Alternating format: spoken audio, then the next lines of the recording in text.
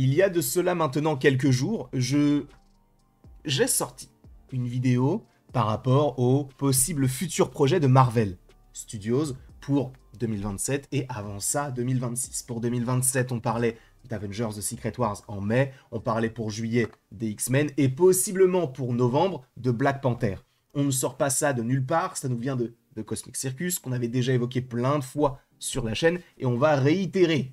Et en 2026, et c'est là où ça va nous intéresser, on parlait surtout du fait que le film en février ait été possiblement annulé, que pour le mois de mai, on aurait donc Avengers Doomsday, pour juillet, on aurait Spider-Man 4, et pour novembre, on aurait Shang-Chi.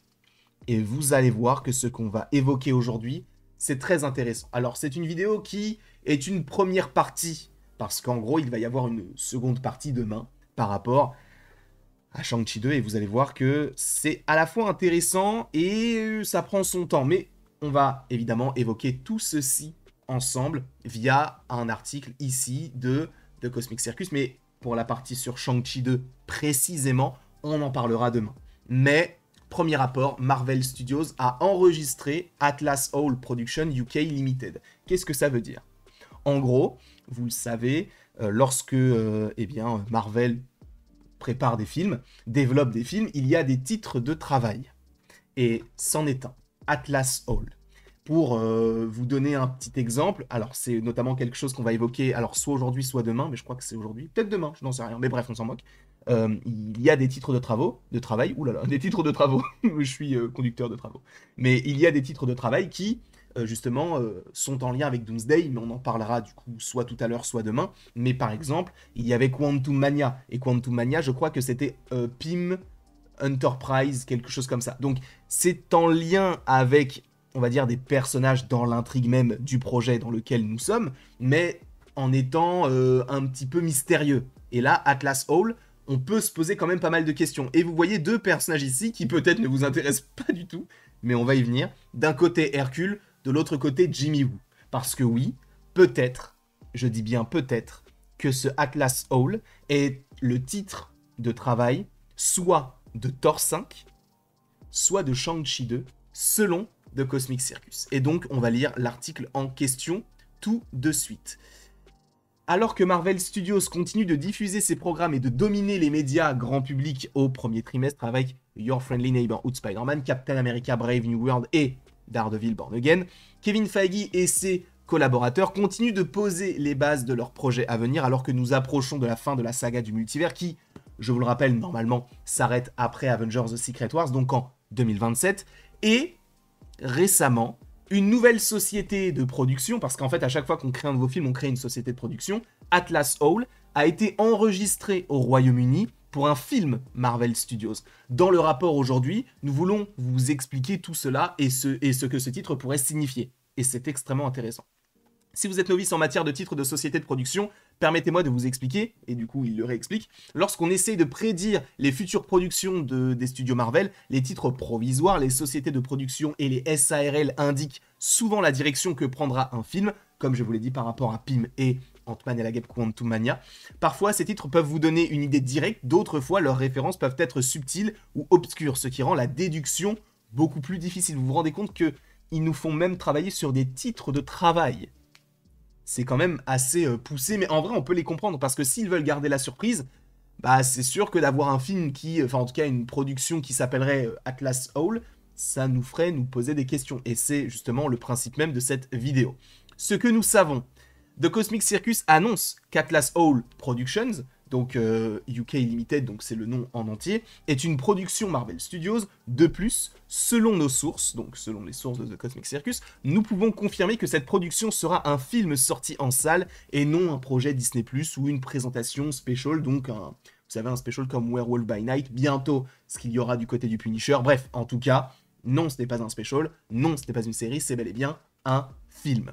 De plus, de nombreuses théories plausibles pourraient découler d'un nom comme Atlas Owl. Commençons par analyser le nom littéralement. Les fans les plus observateurs associeront automatiquement le mot Atlas à une équipe de super-héros très populaire de Marvel Comics, les Agents de l'Atlas, et c'est là où c'est hyper intéressant. Pourquoi? Eh bien tout simplement parce que Bah, les Agents de l'Atlas, c'est un projet qui était développé du côté du MCU il y a peu de temps. Mais après, c'est vrai qu'il faut tout de même rappeler qu'il y a de cela maintenant une semaine, à peu près, peut-être un petit peu plus. Vous vous rappelez, il y avait donc cet article qui parlait de Terror Inc., de Strange Academy et de Nova, en nous disant que ces projets-là étaient un peu mis de côté parce qu'il faut qu'un projet soit validé à 100% avant de partir en production, pour éviter de perdre de l'argent et pour éviter de faire des projets tout pourris. Et peut-être que ce projet-là fait partie de ce qu'on pourrait appeler donc des projets qui pourraient être mis en stand-by. Mais on verra. En tout cas, c'est la nouvelle politique de Marvel aujourd'hui.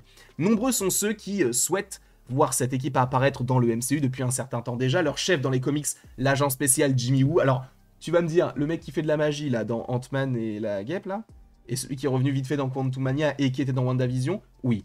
Sachez que Jimmy Woo, dans les comics, il est extrêmement important. De plus, pourquoi est-ce qu'on le remet dans WandaVision? Pourquoi est-ce qu'on met Jimmy Woo dans un film Ant-Man et la Guêpe? C'est-à-dire que ils auraient pu faire en sorte que ce soit n'importe qui d'autre. Et ils ont mis Jimmy Woo. Et il est revenu dans Quantum Mania légèrement pour une toute petite scène, mais surtout il a une grosse influence dans WandaVision, alors qu'on aurait pu ne jamais le revoir. Et pour le coup, ce n'est pas le cas. Donc le fait que Jimmy Woo soit revenu de plus en plus, tu peux te dire, bah oui, peut-être qu'un jour il aura peut-être une plus grande importance. Et peut-être que cela se ferait via ce projet de Atlas Hall. Vous allez comprendre pourquoi. Donc, Jimmy Woo interprété par John Krasinski, ou plutôt Randall Park, pour ceux qui auront la référence, je ne vais pas vous spoiler The Office, mais il n'est pas si difficile de spéculer que Marvel envisage d'intégrer cette équipe au MCU, nous en parlerons néanmoins dans un prochain article qu'on évoquera demain. Vous allez comprendre pourquoi. Une autre théorie plausible s'intéresse davantage à l'implication du terme complet, donc salle d'Atlas. Dans la mythologie grecque, Atlas désigne le titan condamné par Zeus à soutenir le ciel et les cieux pour l'éternité. Dans Marvel Comics, son homologue est condamné au même sort, mais en plus de ça, il fait partie de l'Axis Mundi, ce centre cosmique qui relie les cieux et la terre et prend de nombreuses formes selon les croyances religieuses de ceux qui le contemplent. Sur la base de ce lien, il ne serait pas trop tiré par les cheveux de spéculer qu'Atlas Hall pourrait être lié au possible Thor 5. Zeus et Hercule chercheront à régler leur compte avec le dieu du tonnerre après les événements de Thor Love and Thunder, sachant qu'on sait que Brett Goldstein, qu'on avait récemment vu dans Ted Lasso, lui reviendra du côté de Thor 5 logiquement, puisque c'est lui qui jouait Hercule dans la scène post-générique de Thor Love and Thunder. Alors, pour revenir là-dessus, est-ce qu'un Thor 5 est possible aujourd'hui?